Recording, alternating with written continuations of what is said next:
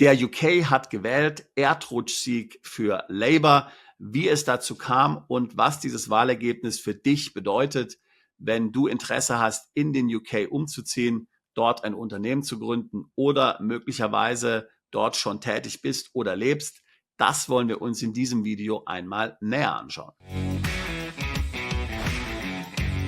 Es ist der Morgen nach der Wahl. Der UK hat gewählt. Erdrutschsieg für Labour. Die Konservativen sind komplett abgeschmiert. Schauen wir uns doch als erstes mal das Endergebnis an. 647 Wahlbezirke von 650 sind bereits ausgezählt. Am Ergebnis wird sich also nicht mehr viel verändern. Wir sehen, Erdrutschsieg für Labour, 411 Abgeordnete von 650, einen Zuwachs von 214 Sitzen. Die Konservativen sind nur noch mit 120 Parlamentariern vertreten, ein Verlust von 251 Sitzen. Die sogenannten Liberal Democrats, also die Freien Demokraten, nicht zu verwechseln mit der FDP. Die Liberal Democrats sind eine linke Partei, 71 Sitze, ein Zuwachs von 60 Sitzen, enorm. Die schottische Nationalpartei schmiert auch komplett ab, nur noch 9 Sitze, ein Verlust von 36 Sitzen. So viel zum Thema schottische Unabhängigkeit. Die Reformpartei von Nigel Farage kommt auf 4 Sitze. Interessant daran ist, sie ist eigentlich die drittstärkste Partei im Land, wenn man sich die Wählerstimmen anschaut. Aber eben aufgrund des Wahlsystems im UK, und darauf werden wir noch zu sprechen kommen, haben sie nur 4 Sitze. Und dann gibt es noch 32 Abgeordnete anderer Parteien, zum Beispiel der Grünen oder auch der walisischen und der irischen Parteien. 3 Bezirke sind mit der Auszählung noch nicht fertig, aber wie gesagt, an diesem Ergebnis wird sich so groß nichts mehr ändern. Ja, es ist tatsächlich ein Erdbeben. Man ist nicht wirklich überrascht über dieses Ergebnis. Das wurde genau so prognostiziert, wenigstens was den Sieg von Labour anbelangt und bezüglich des Schicksals der Konservativen. Hier ist keine Überraschung. Man kann höchstens sagen, dass Labour noch mehr Sitze gewonnen hat als erwartet. Zusätzlich muss man sagen, dass man auch damit gerechnet hat, dass die Konservativen möglicherweise noch weniger Sitze haben. Manche Prognosen sprachen gar nur von 60 Sitzen. Jetzt haben sie 120. Das ist vielleicht besser, als sie sich erhofft hatten. Aber viele wichtige konservative Politiker haben ihren Sitz verloren. Liz Truss sicherlich das prominenteste Beispiel. Die ehemalige Premierministerin konnte ihren Sitz nicht verteidigen. Man muss wissen, im UK gibt es kein Verhältniswahlrecht, sondern ein Mehrheitswahlrecht. Ich finde das nicht schlecht. Dazu kommt es zu klaren Mehrheiten.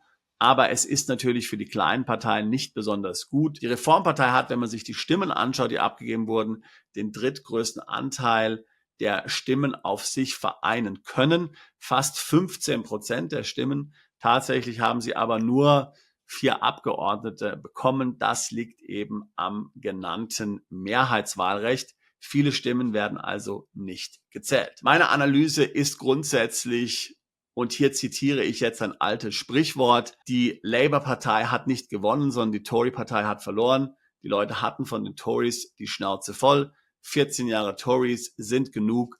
Wir brauchen einen Wechsel, wir brauchen Veränderung. Das deckt sich auch letztlich damit, dass die Labour-Partei nicht wirklich viele Aussagen zu dem gemacht hat, was sie wirklich vorhaben, was sie wirklich machen wollen. Das Wahlprogramm ist nun eher dünn. Sie haben wenige Versprechen gemacht, sie haben sich auf wenig festgelegt, aber das war den Leuten egal. Sie wollten weg von den Tories. Warum sind die Leute so unzufrieden mit der Tory-Partei? Nun, es gibt natürlich viele Gründe. Die 3 wichtigsten Gründe meiner Meinung nach sind: Erstens, die Tories haben das Thema Einwanderung nicht in den Griff bekommen. Sie haben immer große Sprüche gemacht, aber letztlich hat es nicht funktioniert. Zweiter Grund, die Pandemie. Man denke nur an Partygate. Sehr viele Covid-Erkrankte, weit mehr als in anderen Ländern, sind in UK wegen schlechter Organisation gestorben. Natürlich, die Impfung war dann hier ein ziemlicher Erfolg. Das wurde schnell ausgerollt, aber wie gesagt, es gab sehr viele Tote. Und dann natürlich gab es diese unseligen Partys in der Downing Street. Und dann hat Boris Johnson auch noch dazu gelogen, dass sich die Balken brechen. Das haben ihm die Wähler nicht verziehen. Also grundsätzlich Covid und das ganze Handling der Covid-Krise. Und da muss man sagen, Dinge wie Preissteigerung, Inflation, darunter leiden die meisten. Und tatsächlich kann man natürlich auch sagen, dass durch die abenteuerlichen Ankündigungen von Liz Truss, die ja nur 40 Tage Premierministerin war, tatsächlich dann auch die Bondmärkte hier verrückt gespielt haben. Und damit die Zinsen für die britischen Immobilienfinanzierungen, die ja hier immer nur zeitlich beschränkt sind auf ein paar Jahre, und dann muss man einen neuen Deal aushandeln, der sich dann nach dem aktuellen Zinssatz richtet. Das hat hier viele getroffen. Viele müssen jetzt das Doppelte und Dreifache dessen bezahlen, was sie noch vor ein paar Jahren für die Finanzierung ihrer Immobilie bezahlt haben. Das kann man auch den Tories nicht verzeihen. Meiner Meinung nach sind dies die drei Hauptgründe. Brexit kann ich nicht als Grund sehen. Meiner Meinung nach ist die Mehrheit der Briten nach wie vor für Brexit, vielleicht für eine bessere Zusammenarbeit mit der EU, aber zurück in die EU wollen sie auch nicht. Was wird sich unter Labour nun wirklich ändern? Wie ich schon am Anfang gesagt habe, Labour hat ziemlich wenig versprochen. Man hat sich hier auf Allgemeinplätze lediglich festlegen können, wie mehr Geld für Bildung, mehr Geld fürs Gesundheitswesen, Ordnung in den politischen Abläufen und so weiter und so fort. Was da konkret kommt, das kann man noch nicht sagen. Natürlich gibt es viel in diesem Land, was nicht wirklich funktioniert. Da gibt es also für die Regierung jede Menge zu tun. Man befürchtet, dass die Sozialdemokraten die Steuern anheben werden. Wie das genau funktionieren soll, das muss man sehen. Tatsächlich ist die Besteuerung hier bereits auf dem höchsten Stand seit dem Zweiten Weltkrieg. Ob hier noch viel Spielraum ist, weiß ich nicht. Labour hat schon angekündigt, dass sie die Einkommensteuer und auch die Umsatzsteuer genauso wie die Sozialversicherungsbeiträge nicht erhöhen wollen. Das lässt natürlich Spielraum, hier die Vermögen zu besteuern. Erbschaftssteuer, Kapitalertragssteuer, auch diese sind schon hoch in UK. Erbschaftssteuer 40% bei einem Freibetrag von ungefähr 350.000 Euro. Ja, also ich meine, was soll man da noch groß weiter hier besteuern im Todesfall? Aber wie gesagt, man fürchtet, dass hier die Labour-Partei, denn das ist das, was Labour-Regierungen üblicherweise tun, die Steuerschraube anziehen werden. Das ist sicherlich auch einer der Gründe, warum sehr viele Wohlhabende den UK in den letzten Monaten verlassen haben. Der UK ist eins jener Länder, der den größten Wegzug von Wohlhabenden aller Länder weltweit zu verzeichnen hat. Hier wurde der Non-Dom-Status bekanntlich abgeschafft. Labour hat zusätzlich angekündigt, Mehrwertsteuer auf Schulgelder von Privatschulen zu erheben. Also damit werden diese um 20% teurer. Und wie gesagt, generell, man traut Labour nicht, was sie hier mit den Vermögensteuern machen. Deswegen, wer gehen kann, der geht. Viele haben hier keine Lust auszuprobieren, wie eine solche Labour-Regierung hier auf ihr Vermögen zugreift und ihnen dieses Vermögen wegnimmt. Wie ich schon gesagt habe, die meisten Briten sind für den Brexit. Deswegen hat auch Labour sich sehr bedeckt gehalten zum Thema Brexit. Keir Starmer hat ganz klar gesagt, dass er nicht das Ziel hat, dass der UK der EU wieder beitritt. Er möchte möglicherweise die Beziehung zur EU verbessern, das Freihandelsabkommen neu verhandeln. Ob die EU dazu Lust hat, das muss man sehen. Ich glaube es nicht. Vor allen Dingen, weil eben das Thema Personenfreizügigkeit ja hier im UK ein rotes Tuch ist. Das wird es nicht geben, garantiert auch nicht mit einer Labour-Regierung. Da werden sie garantiert die nächste Wahl wieder gewinnen. Wie ich schon gesagt habe, das Thema Einwanderung, legale und illegale Einwanderung, ist für viele Briten ein Riesenthema. Eins der Hauptgründe oder der Hauptgrund, warum die Tories die Wahl verloren haben. Sie haben die Einwanderung nicht unter Kontrolle bekommen. Sie haben die Einwanderung hier nicht reduzieren können. Im Gegenteil, sowohl die legale als auch die illegale Einwanderung ist auf Rekordniveau. Und das ist natürlich für viele, die darin ein Problem sehen, ein Schlag ins Gesicht. Positiv an dem Wahlergebnis ist sicherlich, dass die schottische Nationalpartei, die SNP, so stark an Zustimmung verloren hat. Hier handelt es sich um eine linkspopulistische Partei. Ich finde sie unerträglich. Dieses ganze Unabhängigkeitsgeschwätz, das ist auf der gleichen Ebene, wie wenn man sagen würde, dass jetzt Bayern oder Baden-Württemberg unabhängig wird. Das hat meiner Meinung nach keine Zukunft. Hier sehe ich einen Vorteil, dass die Labour-Partei unter Keir Starmer gewonnen hat. Denn ein Grund, warum die SNP in den letzten Jahren so gute Ergebnisse erzielt hat, ist der, dass die Schotten, die Tories, noch mehr hassen als der Rest des Landes. Hier kann also nun Keir Starmer das Land einen und ich denke, dass das Thema Unabhängigkeit bis auf Weiteres in Schottland keine Rolle mehr spielen wird. Und das ist auch gut so. Was bedeutet das Wahlergebnis nun für dich? Zunächst mal muss man sagen, wir haben sehr viele Mandanten, die den UK für interessant halten. Wie gesagt, es ist ein Land außerhalb der EU. Wir kennen ja und reden darüber viel, was die EU für Maßnahmen plant. Vermögensregister, Überwachung der Finanzströme durch die AMLA, möglicherweise Vermögensbesteuerung und so weiter und so fort. Diese Dinge gibt es im UK nicht. Ob der UK hier seine eigenen Versionen dieser Maßnahmen verabschieden wird, wer weiß. Bisher ist davon nicht die Rede. Außerhalb der EU sein, eine andere Währung zu haben, das ist für viele attraktiv. Wie gesagt, viele haben hier Misstrauen gegenüber der EU und gegenüber den großen EU-Ländern. Und da scheint der UK schon ein attraktives Land zu sein. Es ist ein großes Land. Es gibt hier tolle Städte, allen voran natürlich London. Das macht das Land attraktiv. Steuerlich würde ich sagen, ist der UK augenscheinlich nicht mehr attraktiv. Die Steuern sind sehr hoch. Der Non-Dom-Status wurde abgeschafft.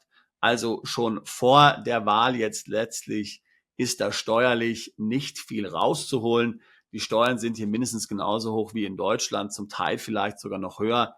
Erbschaftssteuer hatte ich schon angesprochen. Was steuerlich im UK tatsächlich ein Vorteil ist, sind eben so Dinge wie, dass es keine Wegzugsteuer gibt, es gibt keine erweitert beschränkte Steuerpflicht.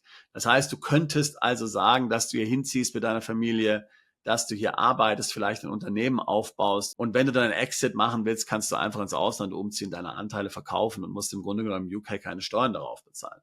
Das ginge in Deutschland natürlich nicht. Du kannst auch sagen, du kannst hier ein paar Jahre leben, ein erfolgreiches Unternehmen aufbauen, ins Ausland umziehen. Dieses Unternehmen kann dir dann Dividenden ausschütten. Es gibt im UK keine Quellensteuer auf Dividenden. Also mal angenommen, du hättest hier eine erfolgreiche britische Gesellschaft, die zahlt dann zwischen 20 bis 25% Körperschaftssteuer und kann dann den Rest an dich ausschütten, also 75 bis 80%. Hier gibt es keine Quellensteuer. Das heißt, auch wenn du in einem Niedrigsteuerland lebst, wo solche Erträge dann steuerfrei wären, hättest du hier also ein passables Ergebnis. Sowas könnte man machen, wenn du jetzt Interesse hättest, hier für einige Jahre zu leben. Es gibt keine Ankündigung von Labour, hieran was zu ändern, eine Wegzugsteuer einzuführen oder sowas in der Art. Auf der anderen Seite muss man natürlich sagen, dass das hier offensichtlich eine einfache Möglichkeit wäre, für Labour mehr Steuern in die Kasse zu bekommen. Also ich würde mal abwarten, was passiert. Aber momentan könnte man sowas noch machen. Man muss allerdings bedenken, dass natürlich die Visumsituation im UK sehr kompliziert ist, für Unternehmer praktisch unmöglich. Als Angestellter relativ einfach, wenn dich hier ein Unternehmen anstellt. Wenn du bereits im UK lebst, dann wirst du vielleicht gehört haben, dass sehr viele gut situierte Personen den UK jetzt schon im Vorfeld der Wahl verlassen haben. Das ist sicherlich etwas, was du dir auch anschauen solltest, insbesondere wenn dich natürlich der Non-Dom-Status betrifft. Der Non-Dom-Status ist jetzt noch gültig bis April 2025.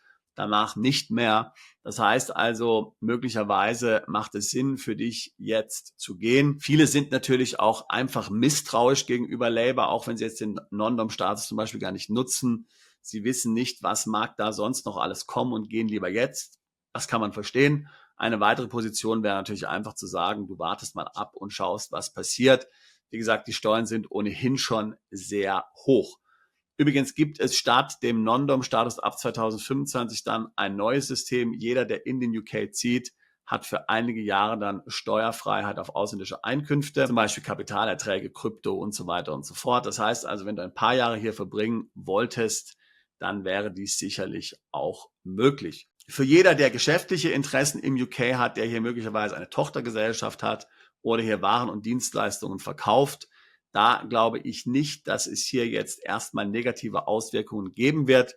Im Gegenteil, Labour hat angekündigt, dass sie hier auf eine starke Wirtschaft setzen und alles dafür tun wollen, dass der UK attraktiv wird für Investitionen. Wenn dies so ist und du hier nicht wohnst und mit der Körperschaftssteuer von 25% beziehungsweise 20% für kleine Unternehmen leben kannst, dann denke ich, ist der UK ein guter Standort. Ich halte ihn auf jeden Fall für attraktiver als Deutschland. Du hast hier kein lästiges Finanzamt wie in Deutschland. Die Finanzbehörden sind hier sehr umgänglich. Du stehst hier nicht wie als deutscher Unternehmer mit einem Bein im Knast. UK, gerade London, sind natürlich ein sehr attraktiver internationaler Standort. Das hat eine gute Außenwirkung. Das heißt, hier unternehmerisch tätig zu werden, hier zu investieren oder auch eine Tochtergesellschaft zu haben. Der UK ist ja ein ziemlich attraktiver, wohlhabender Markt. Das könnte auf jeden Fall auch weiterhin attraktiv sein. Ich glaube nicht, dass hier das Wahlergebnis einen negativen Effekt auf dich haben wird. Soweit meine Analyse zum Wahlergebnis im UK. Wenn Umziehen ins Nicht-EU-Ausland, vielleicht sogar in den UK oder in ein anderes Land, auch für dich ein Thema ist, dann lade ich dich ein, jetzt ein Beratungsgespräch zu buchen. Link packe ich hier in die Beschreibung dieses Videos mit hinein. Wir tun seit fast 20 Jahren nichts anderes, als Mandanten dabei zu helfen, ins Ausland umzuziehen, sich steuerlich optimal aufzustellen, ihr Vermögen zu schützen und neues Vermögen aufzubauen. Ich würde mich freuen, auch dich alsbald zu unserer Mandantschaft zählen zu können. Bist du Unternehmer, Freiberufler oder Investor? Zieht es dich schon lange ins Ausland? Mach heute den ersten konkreten Schritt in eine Zukunft mit mehr Geld und mehr Freiheit. Buche ein Beratungsgespräch mit Sebastian und seinen Kollegen. Unsere Kanzlei unterstützt Mandanten wie dich dabei, deine Steuerlast legal zu reduzieren, Vermögen aufzubauen und zu schützen und deine persönliche Freiheit zu maximieren. Profitiere jetzt von unserem Fachwissen und unserem Netzwerk. Gehe zu mandatierung.com und werde Mandant unserer Kanzlei.